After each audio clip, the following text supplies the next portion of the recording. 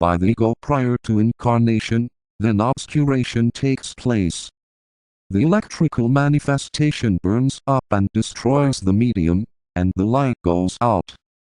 What we call physical death ensues, for the electrical current burns up that which had caused objectivity, and that which shone. Let us carry this idea further and realize that these units called men, who are positive, as regards their own vehicles, are but the negative cells in the body of the heavenly man, and are held within his sphere of influence by the force of his electrical life. Bear in mind again that the heavenly men are thus positive as regards the lesser lives, but in their turn are negative as regards the greater life that contains them. Here again is demonstrated the truth of the teaching given by HPB electric fire positive spirit. Fire by friction negative matter. Solar fire light, the two blended, and thus producing the objective blaze. We have thus considered the question of the electrical origin of all manifestation in connection with the four higher subplanes of the solar system, those four planes which are the four cosmic ethers, and therefore form the body of objectivity of the heavenly man in exactly the same sense as the four physical ethers of the solar system form the etheric body of the man. I have here repeated the fact, as its importance has not yet been grasped by the average occult student. This fact, when conceded and realized, serves in a wonderful way to clarify the whole subject of planetary evolution. We have now reached the three planes wherein man functions, or the gaseous, liquid, and dense subplanes of the cosmic physical. The whole subject of the Akasha will be greatly clarified, as exoteric science delves into the question of the ethers.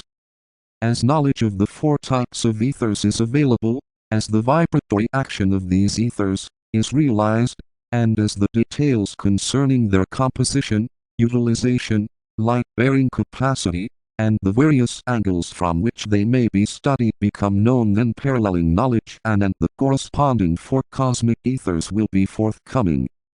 Much concerning them may be deduced from the already apprehended facts, which relate to the four solar physical ethers.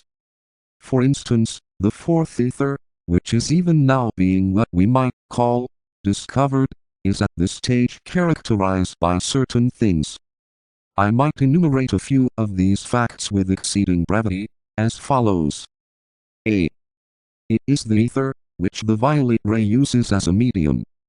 B. The fourth ether is that whereof the majority of the etheric bodies of men are made. C. The fourth ether is largely the principal sphere of influence of the devas of the shadows, or those violet devas which are closely concerned with the physical evolution of man. D. It is the etheric sphere within which, at a little later date, the human and the deva evolutions will touch.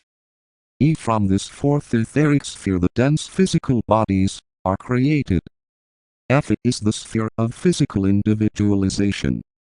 Only when the animal to be individualized was fully conscious on that subplane of the physical plane was it possible to coordinate the corresponding spheres on the astral and mental planes, and by means of this triple coordination to effect the necessary steps which enabled the quaternary to succeed in its effort to approximate the triad. G. This fourth ether in this fourth round, and on this fourth chain has to be completely mastered and controlled by the human hierarchy, the fourth creative. Every unit of the human family has to attain this mastery before the end of this round. H. It is the sphere wherein the initiations of the threshold are undergone, and the fivefold initiations of the physical plane are entered upon. Much more might be further added to this list, but I have sought only to point out those which can be easily realized as having a correspondence on the Buddhic plane, the fourth cosmic ether. It should be borne in mind that our physical plane in its subplanes has its analogy likewise to the entire cosmic physical plane. Cosmic physical plane 1. Adi first cosmic ether. 1. Atomic subplane first ether. 2. Monadic second cosmic ether. 2. Subatomic second ether. 3. Atmic third cosmic ether. 3. Superetheric third ether. 4. Buddhic fourth cosmic ether. 4. Etheric fourth ether. 5. Mental cosmic liquid. 5. Gaseous.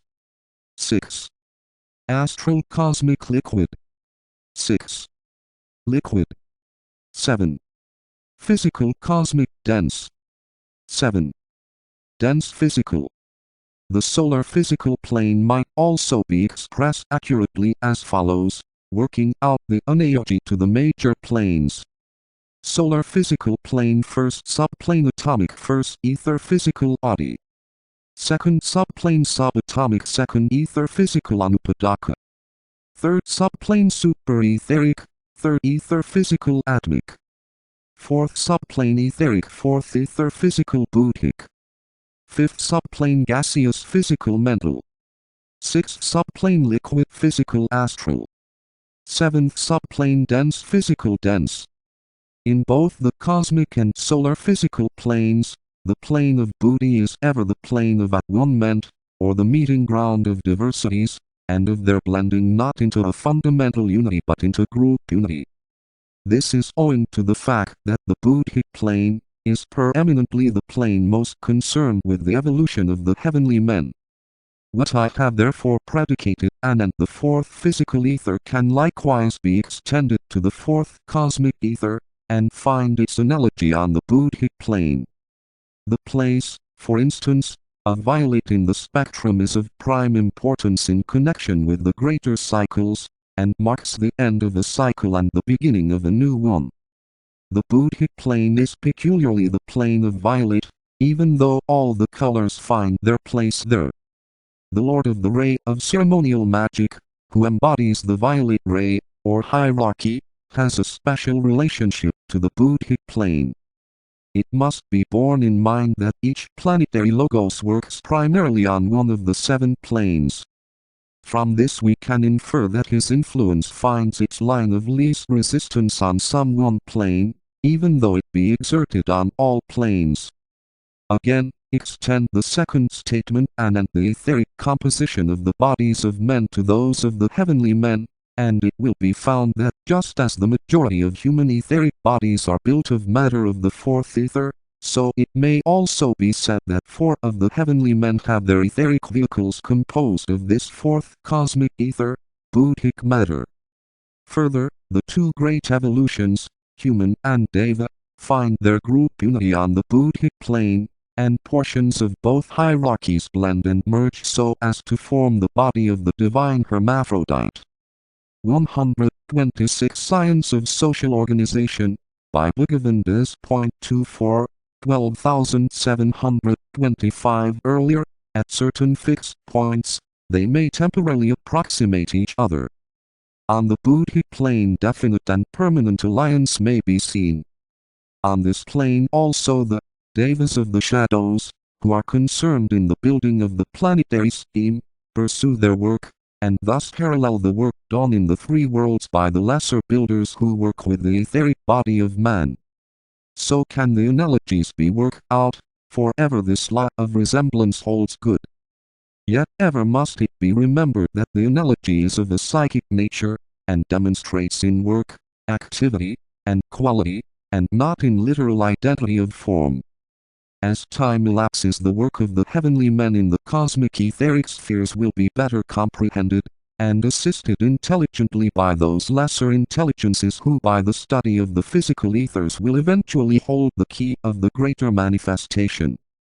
Science is the handmaiden of wisdom, and opens the door to those infinite reaches, and to those cosmic expanses, where stand those vaster intelligences, who manipulate the matter of the higher planes, and bend it to the desired form, causing the vibrations thus set up to be felt at the furthest bounds of the solar ring pass not. Automatically then all lesser lives, and all the denser materials are swept and carried into the needed channels, and forms. Vibration, or initial activity, light, or activity taking form and animating form, sound the basis of differentiation, and the source of the evolutionary process, and color the sevenfold differentiation. Thus is the work carried on. We have been dealing with these four in connection with the solar logos, and equally with the work of a heavenly man, and of man, of the human monad. Students should also bear in mind another point that is often forgotten, which is that every plane can be studied and divided in two ways. First, the 7 subplanes can be divided into the higher 3 planes or the abstract planes, and the lower 4 or the concrete planes. This division is the best and most purely metaphysical, for it embodies the entire idea of the self, the not-self, and the intelligence, with their synthesis, which produces the objective universe, whether solar system, planetary scheme, or human incarnation.